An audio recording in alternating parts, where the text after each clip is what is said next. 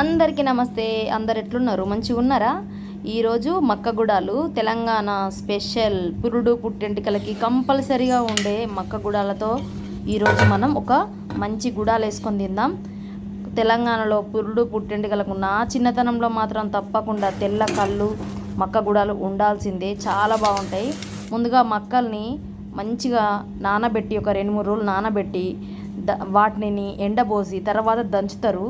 అంటే పోటు పెట్టడం అంటారు అన్నట్టు. పోటు పెట్టిన తర్వాత దానిపైన ఉన్న మక్కలకు పైన ఉన్న లేయర్ అంతా పోయి అప్పుడు అది పలుకులుగా తయారైతే దాన్ని మనం మంచిగా ఎండబెట్టుకొని ఇలా కావలసినప్పుడు మక్కగుడాలు చేసుకొని తింటారు మా తెలంగాణ వాళ్ళు.